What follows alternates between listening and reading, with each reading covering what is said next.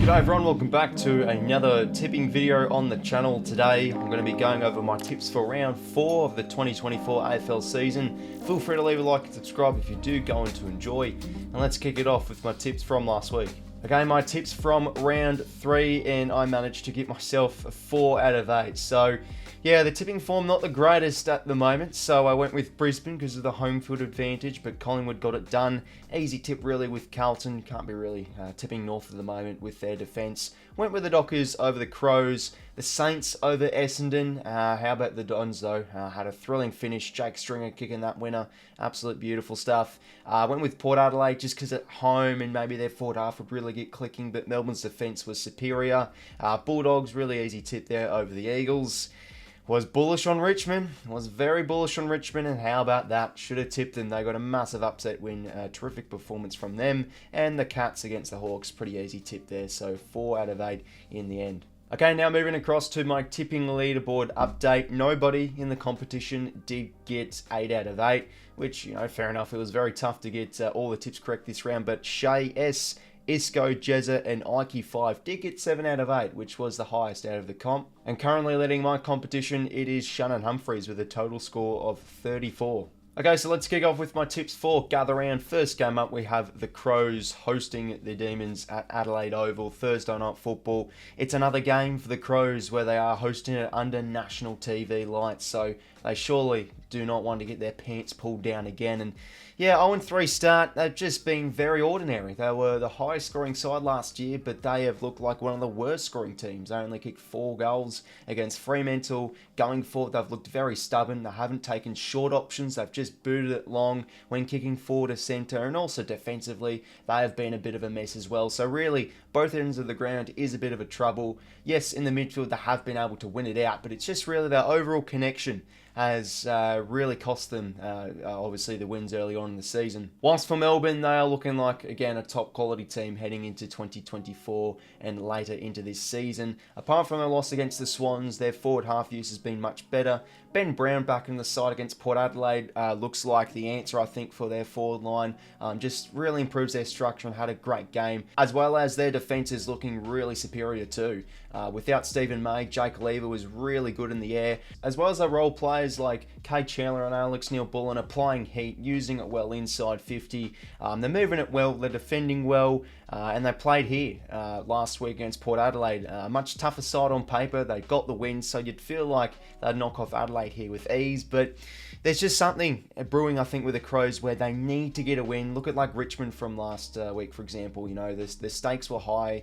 They really lifted. So I think the Crows will do something similar. They'll really turn up for this game. But Melbourne are just in fantastic form, and they're playing all on the same wavelengths, just all those players.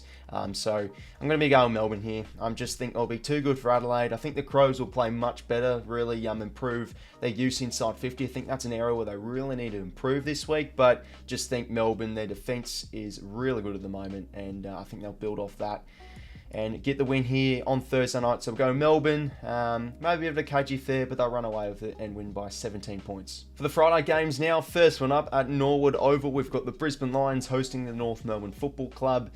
So yeah, this game, I mean, right off the bat, it is hard to tip the Kangaroos at the moment. We've been seeing some nice moments from them with moving the football and having some great chances inside 50 and kicking some lovely goals. And those, you know, quick hand passes out of congestion is something that is a positive light for North, but their defence is a massive issue at the moment. Now, granted, they did verse 2 Coleman medalists last week, whilst Brisbane, on the other hand, their tools have not been getting it done. Daniher and Hipwood have been very poor in the air, so maybe it's a chance for Toby Pink and maybe Aidan Corr and Callan Dawson to try and nullify that. But we all know Brisbane at their strengths, they're a much better side than what we've been seeing at the moment. They're usually a very good team off the turnover, but they haven't been able to punish teams. But I think against North Melbourne, it's a side you can definitely punish off the turnover from what we have seen, because they're quite a bit of an easy side to move the ball against. So maybe skinny oval. North can maybe try and get on top of the midfield with it being a smaller oval, but you know, Brisbane have to get their first win soon. You know, you just see so much class in their side. They just haven't been playing the greatest footy as of late, but you know, they should be able to get the win here over North Melbourne. You'd think the defence for the Kangaroos is an issue at the moment. So Brisbane win this comfortably and get their first win this season and win it by 32 points. And for the other Friday night game, we have Port Adelaide hosting the Essendon Football Club at Adelaide Oval. Now this is an interesting fixture because these two sides last year, Essendon only went down by, I think, under a kick in both games, including the one at Adelaide Oval. So I think you got to put a bit more respect on Essendon's name heading into this one. It's almost like a free hit in a way because they've started the season well, but you know, if you go down against Port Adelaide at home, there's not really much shame in that. But as for Port Adelaide, they did show upside in their loss last week against Melbourne with having more inside 50s, winning that midfield battle. But the biggest issue for them was, I just think, defensive transition was their issue, and you know the midfielders I felt weren't really tracking back like Butters and Rozee. Melbourne were able to get it forward and create opportunity from more limited chances. And when you do look at Essendon's midfield, they are one of the best midfield groups at the moment. I think they're ranked number 1 for clearances. So if they can really get on top of that midfield battle, and you know they've got some weapons in their forward half. Yes, they are without Peter Wright, but this is a game where I think Essendon could really take a hold of Port and maybe make this one close and maybe sneak a cheeky goal at the end like we saw last week. But as I always say, Port are just a very hard side to beat at home. I mean, they just faced a really quality team of Melbourne last week who were just a lot more, you know, clinical with their chances. So I just look at this one with Port and I think they're just that better side on paper. So I'll be tipping Port here, home field advantage, but wouldn't be surprised if Essendon can make this one close if they could get on top with the midfield because, yeah, their mids are in some good form. But Port, to win this one, win it close, I reckon. Essendon will make a good game of this one, I reckon, and Port will win this by 11 points. For the Saturday games now, we do have the first game at Adelaide Hills, West Coast hosting the Sydney Swans. And I think, yeah, you could probably tip the Swans right away. I mean, the West Coast Eagles are clearly the worst team in the competition at the moment. They can't score, they can't move the footy, they have an inability to defend. Yes, they have been able to manufacture some nice transition moments, but against the Swans, they'll be disappointed dropping that game against Richmond last week. Really lowered their colours with not being able to move the football well, and they did struggle under that Richmond pressure. But yeah, I think the Swans, they put up 200 points against the Eagles last time out, so yeah, I can't really be seeing the Eagles troubling the Swannies here. So Sydney to win it well by 42 points. Next game up, we have a really interesting fixture here. Fremantle versus the Blues at the Adelaide Oval. Now, Carlton have never won at the Adelaide Oval. That's just a stat I want to put out right off the bat. So because of that, could Fremantle pinch this one? But the Blues are looking like one of the best teams in the competition at the moment, of course, are up there, starting off 3-0. And so is Fremantle. They have started off the season 3-0. But when looking at both teams, all the opponents that both these sides have played are actually 0-3. So that's a bit of a, food for thought and who can really win this one. It's going to be a great test for both sides to really see where they're at. For the Dockers, I think defensively they're now really starting to show their strengths from 2022. They really like to control it out of the back half through the hands of like Luke Ryan and Jordan Clark. He's been in some sensational form. And just going inside 50, they're just playing with a lot more synergy and cohesion. And especially the midfield has been fantastic as well. They've been able to, dominate clearances and contested possessions and just get it forward and score off it. And whilst for Carlton, not only their midfield is looking pretty sweet as well, I'm liking their turnover and transition game. That's areas where it wasn't really the greatest from the Blues last year. I think they were around below the AFL average from scores off turnover, but that's where they've really got to work this season. And it's just such an important metric in the game, scores from turnovers. So if the Blues can really try and get on top of that Fremantle midfield and expose the Dockers' defence through their ball movement, especially off that turnover game, and we all know a very strong side off the stoppage, yeah, I think Carlton could win this one. But I need to start learning. I need to start tipping some upsets here. And because the Blues have yet to win at Adelaide Oval, I'm liking Fremantle at the moment. I'm liking the combination in there of Jackson and Sarong and Brayshaw, and just a few of those forwards too are starting to really hum nicely. And defensively, I think they're looking really sound too. I'm going to be going with the Dockers here. I think they can do the number on the Blues here. Still unsure about both sides, of course, so this is a big game to see where both clubs are at. So I'm going to be going with the non-favourite tip here. I think Fremantle get on top of the Blues here and win a yeah, a bit of a close one by 8 points. Then Saturday night, we do have the Bulldogs hosting the Geelong Cats at the Adelaide Oval. The Bulldogs, after their loss against the Demons, have really started to get on top of their season now. I think defensively, they're looking much better. They had the most intercepts in club history against the Gold Coast Suns. Liam Jones has been in some really good form down back. A few of their ball-moving players like Bramble and Johannesson have been moving the football well. They are starting to show their strengths in the midfield too, which is always the Bulldogs' DNA. Just the dominance off the midfield. 𝐓𝐴𝐻𝐿 and also Bontempelli has been floating forward and making some impact forward of centre the last 2 weeks. It's going to be a big test for them now because they are going to be versing a pretty quality side of the Geelong Cats, as they've not really put a foot wrong so far in 2024. Currently sitting 3-0. When looking at Geelong either side of the ground, they are just seriously one of the most informed teams in the competition at the moment. They just work so well as a team, especially in their forward 50. Unselfish, using it well, picking apart targets, hitting leads really well. And, they might not have the best midfield, and this is where the Bulldogs could really get on top and try and show dominance off clearance and maybe off stoppage as well.